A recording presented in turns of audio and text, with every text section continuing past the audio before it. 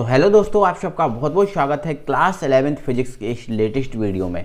तो दोस्तों, हमारी जो घूर्णन गति चल रही थी, उस घूर्णन गति में हमारा आज का टॉपिक है घूर्णन गतिज ऊर्जा। जी हाँ दोस्तों, घूर्णन गतिज ऊर्जा, रोटेशनल काइनेटिक एनर्जी हम आज पढ़ेंगे। इसके लिए व्यंजक स्थापित करेंगे और इसके बाद जो हमारा कोणीय संवेग तथा घूर्णन गतिज ऊर्जा में जो संबंध होता है ना, वो संबंध भी आज की जो वीडियो है उसमें आपको स्थापित करके बताएंगे, समझाएंगे। ठीक है ना। तो सबसे पहले ये हमारे दोस्तों है ना, गतिज ऊर्जा जो नाम का टॉपिक है हमारा, ये गतिज ऊर्जा नाम का ये टॉपिक आपको दिख रहा है, ये क्या होता है सबसे पहले हमें ये जानना जरूरी है। गतिज ऊर्जा, तो आपको पता है दोस्तों, जब कोई पिंड गति करता है, कोई भी जो आपका पिंड है, कोई भी आपका पिंड हो, यदि कोई पिंड गति करता है तो गति के कारण पिंड में जो ऊर्जा उत्पन्न होती है उसे गतिज ऊर्जा कहते हैं। आप सुन लो, पहले से ध्यान रखना इस बात को।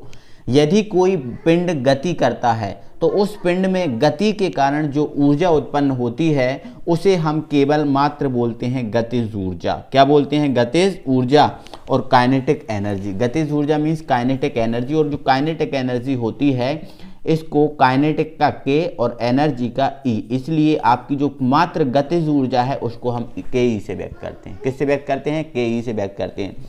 ध्यान रखना, मैं केवल आपको गतिज ऊर्जा के बारे में बता रहा हूँ, केवल गतिज ऊर्जा के बारे में। कोई पिंड जब गति करता है तो गति के कारण जो ऊर्जा होती है, उस पिंड में जो ऊर्जा उत्पन्न होती है उसे हम गतिज ऊर्जा बोलते हैं, इसे हम के ई से व्यक्त करते हैं। और इसका जो सूत्र होता है ना मेरे भाई, जो गतिज ऊर्जा होता है, इसका सूत्र होता है वो आपका क्या होता है? द्रव्यमान इंटू वेग का स्क्वायर, 1/2 द्रव्यमान इंटू वेग का स्क्वायर। ये आपका गतिज ऊर्जा का सूत्र होता है। ध्यान रखना, गतिज ऊर्जा है काइनेटिक एनर्जी है, के ई से व्यक्त करते हैं। इसका सूत्र क्या होता है? 12mv²। m मतलब द्रव्यमान, v मतलब वेग, तो वेग का स्क्वायर, द्रव्यमान इंटू वेग का स्क्वायर, ये सूत्र होता है। ये गतिज ऊर्जा है। ठीक है ना।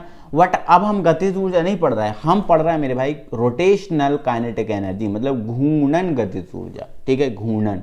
और घूर्णन कब आता है? जब कोई पिंड किसी अक्ष के परितः क्या करता है? घूमता है। तो उस घूमने से उस पिंड में जो ऊर्जा आएगी उसे घूर्णन गतिज ऊर्जा कहेंगे। ठीक है ना। तो ध्यान रखना है आपको किस बात का? जब कोई पिंड किसी अक्ष के परितः, जैसे मान के चलो ये हमारे पास क्या है? एक अक्ष है। क्या है? ये अक्ष। ठीक है। और इस अक्ष के परितः एक जो पिंड है वो क्या कर रहा है? घूर्णन गति कर रहा है। क्या कर रहा है? घूर्णन गति कर रहा है। तो जब कोई पिंड किसी अक्ष के परितः घूर्णन गति करता है, जैसे ये पिंड इस अक्ष के परितः क्या कर रहा है? घूर्णन गति कर रहा है, घूर्णन गति करता है, तब उस पिंड की घूर्णन गति से, इस जो पिंड है घूर्णन गति करेगा, तो इस घूर्णन गति से पिंड में जो ऊर्जा उत्पन्न होगी, जो भी ऊर्जा उत्पन्न हो, ठीक है, उसे घूर्णन गतिज ऊर्जा कह देंगे। ठीक है ना। तो ध्यान रखना कि घूर्णन करने से जो गतिज ऊर्जा आएगी उसे घूर्णन गतिज ऊर्जा, और कोई भी पिंड सीधी रेखा में चले और गति करे तो उससे जो ऊर्जा आएगी उसे हम बोलेंगे साधारण गतिज ऊर्जा। तो घूर्णन गतिज ऊर्जा घूर्णन करने से आएगी। ठीक है ना। इतना समझ गए ना। तो हमें क्या करना है? जो घूर्णन गतिज ऊर्जा है इसके लिए व्यंजक निर्मित करना है। क्या करना है? व्यंजक निर्मित करना है। तो आए समझे व्यंजक को। तो दोस्तों, यहाँ पर हमने कुछ चीजों को माना है। माना कोई पिंड कोणीय वेग ओमेगा, कोणीय वेग यहाँ पर हम मान लेते हैं ओमेगा। इस कोणीय वेग ओमेगा से क्या कर रहा है? घूर्णन अक्ष के परितः घूर्णन गति कर रहा है। ये जो है कोणीय वेग ओमेगा से घूर्णन अक्ष के परितः क्या कर रहा है? घूर्णन गति कर रहा है। कोई दिक्कत नहीं है। देखो, आपका बड़ा पिंड है, ये आपका क्या है? बड़ा पिंड। ठीक है। तो बड़ा पिंड है तो छोटे छोटे कणों से मिलकर बना होगा। तो हम मान लेते हैं कि माना पिंड छोटे छोटे कणों से मिलकर बना। ये छोटे छोटे कण हैं, इनसे मिलकर जो है ना पिंड जो है ना आपका बना है, पिंड आपका बना है। ठीक है ना। पिंड बना है जिनके द्रव्यमान क्रमशः मान लेते हैं m1 m2 m3 डैश करके मान लेते हैं। जो छोटे छोटे कण है ना, इनके द्रव्यमान हमने क्या मान लिया? m1 m2 m3 डैश है ना। ठीक है। तथा इनके रेखीय वेग। देखो, ये जो पिंड है, ये पिंड घूर्णन अक्ष से कुछ दूरी पर होगा, और कुछ दूरी पर होने के कारण इनके कुछ रेखीय वेग भी होंगे। ठीक है।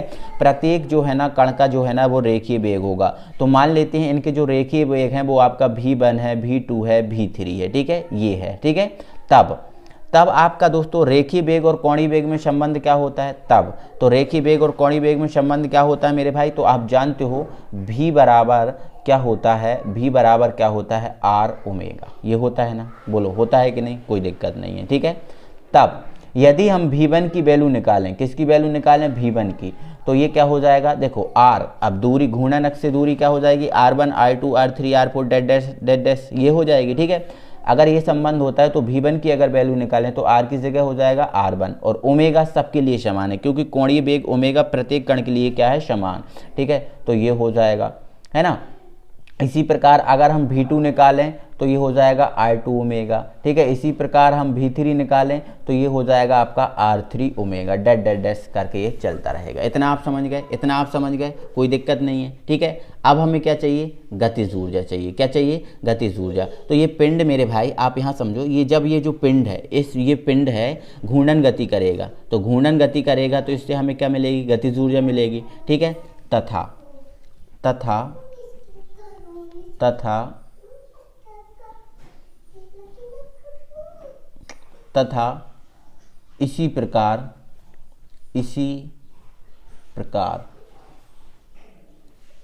कण की गतिज ऊर्जा, और ये आपकी गतिज ऊर्जा घूर्णन गतिज ऊर्जा होगी। ठीक है, इसी प्रकार कण की घूर्णन, यहाँ पर लिख देते हैं घूर्णन गतिज ऊर्जा। ठीक है, तो अगर हम एक छोटे से पिंड की घूर्णन गतिज ऊर्जा निकालें तो देखो, पिंड गतिज ऊर्जा को हम किससे व्यक्त करते हैं, ई से व्यक्त करते हैं। तो एक छोटे से पिंड की अगर गतिज ऊर्जा निकालें तो वो हमारी क्या हो जाएगी, E1, और E1 बराबर क्या हो जाएगी, 1/2। गतिज ऊर्जा का सूत्र क्या होता है, हाफ mv², ये होता है ना। तो छोटे से पिंड की गतिज ऊर्जा क्या हो जाएगी, ठीक है, छोटे से पिंड की गतिज ऊर्जा क्या हो जाएगी, m। द्रव्यमान क्या है, एक छोटे से पिंड का E1 निकाल रहा है तो m1 होगा द्रव्यमान।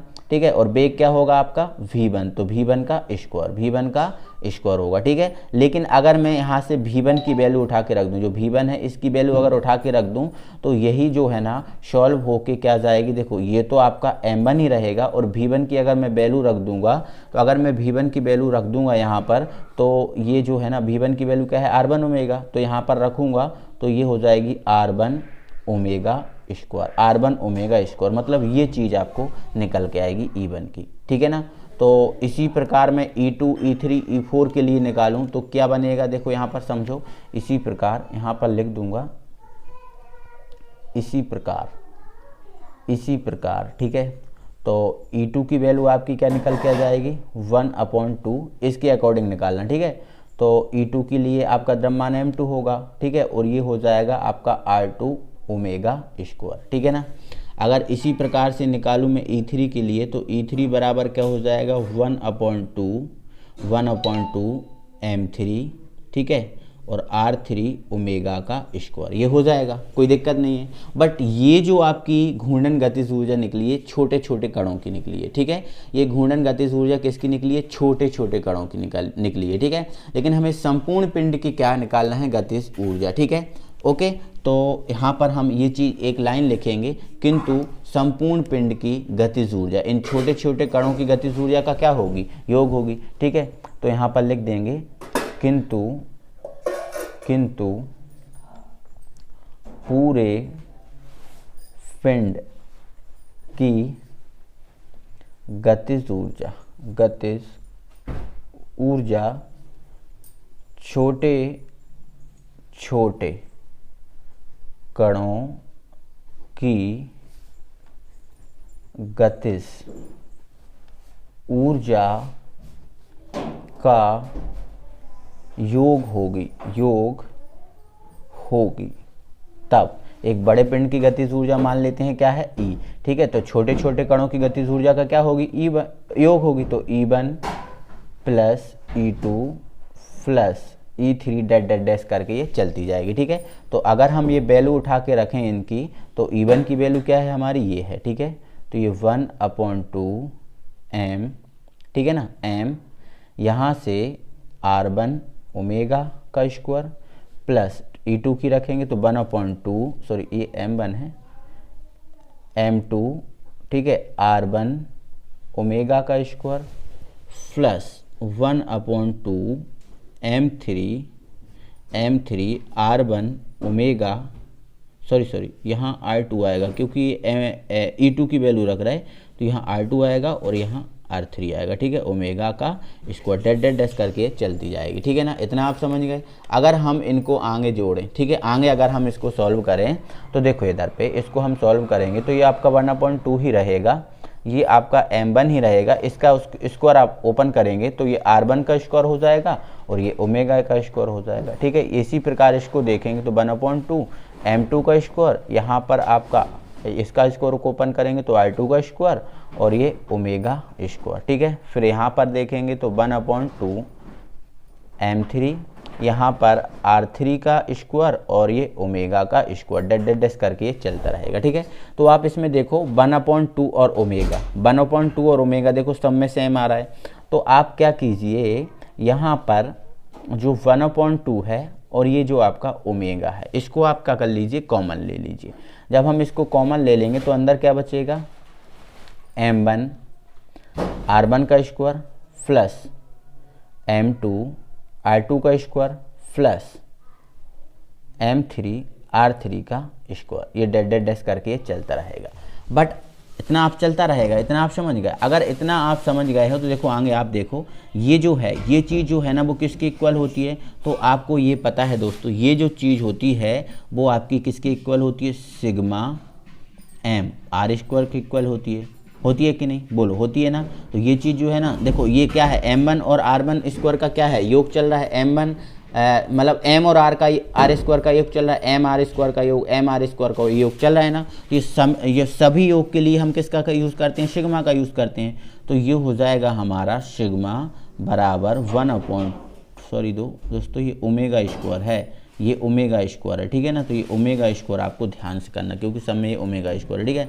तो ये आपका ओमेगा स्क्वायर सेम रहा और ये हो जाएगा आपका sigma M R square, sigma M R square. इतना समझ गए। अब यहाँ पर एक चीज़ और समझना है, ठीक है। किंतु जो सिग्मा एम आर स्क्वायर होता है इसकी वैल्यू क्या होती है, आई होती है। देखो ये सिग्मा एम आर स्क्वायर के बराबर होगा, but sigma M R square I होता है, तो इसकी जगह हम क्या रख सकते हैं, आई रख सकते हैं, ठीक है। तो अगर हम ऐसा कर देंगे तो ये आपका 1/2, एक सेकेंड, ये आपका 1/2 और इसकी जगह आपका क्या आ गया, आई आ गया, और ये आपका आ गया ओमेगा स्क्वायर, ये आपका आ गया ओमेगा स्क्वायर, ठीक है। अब यही दोस्तों जो है ना घूर्णन गतिज ऊर्जा का क्या है, व्यंजक है। यही आपकी घूर्णन गतिज ऊर्जा का क्या है मेरे भाई, व्यंजक है। तो यहाँ से आपको याद रखना, ठीक है। तो यहाँ पर आई क्या है, तो आई आपका क्या है, जड़त्व आघूर्ण, और ओमेगा क्या है, तो आपका कोणीय वेग। तो ध्यान रखना कि जो साधारण गतिज ऊर्जा होती है वो आपकी क्या होती है, के ई बराबर एम भी स्क्वायर होती है, 1/2 एम भी स्क्वायर होती है। लेकिन जो आपकी घूर्णन गतिज ऊर्जा होती है वो आपकी ये होती है, ठीक है, जड़त्व आघूर्ण और कोणीय वेग के स्क्वायर का गुणनफल, ये जो आपकी घूर्णन गतिज ऊर्जा होती है, ठीक है ना। तो ये आपकी घूर्णन गतिज ऊर्जा के लिए क्या हुआ, व्यंजक हुआ। आई होप आप समझे होंगे, दिक्कत नहीं होगी, ठीक है ना। तो एक बार जल्दी से वीडियो को लाइक कर दो यार, है ना, जल्दी से वीडियो को लाइक कर दो, अपने सभी फ्रेंड सर्कल में वीडियो को शेयर कर दो, ठीक है। अब हम आगे बढ़ाते हैं इस चीज़ को दोस्तों। अब हमें कोणीय संवेग और जो घूर्णन गतिज ऊर्जा है इसमें संबंध स्थापित करना है, ठीक है। तो हम संबंध इसमें स्थापित करेंगे। तो आइए इसको देखते हैं, समझते हैं, ठीक है। तो दोस्तों आपको संबंध स्थापित करना है तो किसी तीसरे व्यक्ति की तो आपको ज़रूरत पड़ती है, ठीक है, आप जानते हो, कोई दिक्कत नहीं है, ठीक है ना। तो यहाँ पर चीज़ों को समझो, जानो और यहाँ पर स्पष्ट हम इनको करते हैं, ठीक है। तो दोस्तों अब भी देखो, हम जानते हैं, यहाँ पर लिख लेना, हम जानते हैं, हम जानते हैं।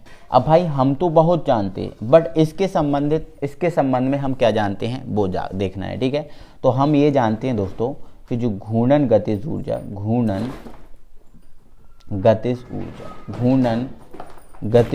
होती है वो क्या होती है। तो हमें पता है जो घूर्णन गतिज ऊर्जा होती है वो E बराबर क्या होती है, 1/2 आई ओमेगा स्क्वायर। ये हमने अब भी हाल सीखा है, अब भी हाल जस्ट सीखा है, तो ये चीज़ जानते हो, कोई दिक्कत नहीं है, ठीक है। चलो कोई दिक्कत नहीं, इसको हम जानते हैं, बट इसकी हेल्प से हम संबंध स्थापित करेंगे। बट यहाँ से हमें कुछ चीज़ों की और ज़रूरत पड़ेगी, ठीक है। तथा हमने लगाया, तथा हम दोस्तों ये लगा रहे हैं, और तथा हम ये देखते हैं, तथा कोणीय संवेग तथा जड़त्व, कोणीय संवेग तथा जड़त्व आघूर्ण में संबंध, कोणीय संवेग तथा जड़त्व आघूर्ण में संबंध आप ये जानते हो। देखो मैंने आपको करा चुका हूँ, कोणीय संवेग तथा जड़त्व आघूर्ण में संबंध ये आपको पता होना चाहिए, ठीक है। जो कोणीय संवेग और जड़त्व आघूर्ण है इसमें संबंध क्या होता है, तो L बराबर क्या होता है, आई ओमेगा होता है, ठीक है ना। तो यहाँ से देखो आप, यहाँ पर क्या है ओमेगा, ओमेगा है ना, तो यहाँ से दोस्तों आप एक ओमेगा की वैल्यू निकालिए। तो ओमेगा की अगर हम वैल्यू यहाँ से निकालेंगे तो आई को हमें बटे में भेजना पड़ेगा, तो ये क्या हो जाएगा, L/I हो जाएगा ना। तो यहाँ से जो आपका ओमेगा की वैल्यू निकली इसको आप समीकरण 1 में रख दो, ठीक है। तो यहाँ लिख देंगे ओमेगा का मान समीकरण 1 में रखने पर, ओमेगा का मान समीकरण 1 में रखने पर, जो ओमेगा है इसका मान समीकरण 1 में आपको रखना है, ठीक है। तो रखेंगे, समीकरण 1 क्या है हमारा, E बराबर 1/2, देखो E बराबर 1/2, ठीक है। ये आपका रहेगा I, और ओमेगा की वैल्यू आपने क्या निकाली है, L/I निकाली, तो इसकी जगह आप रख दो L/I, ठीक है। स्क्वायर है तो ये रख दो आप स्क्वायर, है ना। आगे बढ़ो, चीज़ों को आगे बढ़ाओ, तो ये हमारा हो गया E, ठीक है। अब ये 1/2, ठीक है, I तो सेम रहा, इसका स्क्वायर ओपन करेंगे तो ये L² और ये हो जाएगा आपका I², L² और ये हो जाएगा आपका I²। तो एक I से एक I आपका क्या हो जाएगा, कैंसिल हो जाएगा, एक I से एक I आपका कैंसिल हो गया, टेंशन नहीं लेना, ठीक है। और ये आपका L² रहा, ये आपका क्या रहा, L² ही रहा, ठीक है। तो आगे आपको क्या करना है, थोड़ा सा समझो चीज़ों को, थोड़ा सा आपको चीज़ों को समझना है, बस कोई दिक्कत नहीं पड़ेगी आपको, ठीक है ना। तो यहाँ से आपका क्या बचा है, यहाँ से आपका ये बचा है E बराबर L², और यहाँ एक I बचा और यहाँ 2 है, तो ये 2I, ठीक है ना। तो यहाँ से आप L² की अगर वैल्यू निकालें, L² की वैल्यू निकालें, ठीक है, तो यहाँ निकाल देंगे, तो L² बराबर क्या हो जाएगा, इसको यहाँ भेज दो, ठीक है। तो 2 है ना, E और ये I हो जाएगा, देखो 2E और ये I इधर चला गया ना, ठीक है। तो अगर मैं L की वैल्यू निकालूं, तो L की वैल्यू निकालूं तो इस पे क्या जाएगा, अंडर रूट हो जाएगा, तो अंडर रूट क्या हो जाएगा, 2E और ये I, 2E और ये I हो जाएगा ना।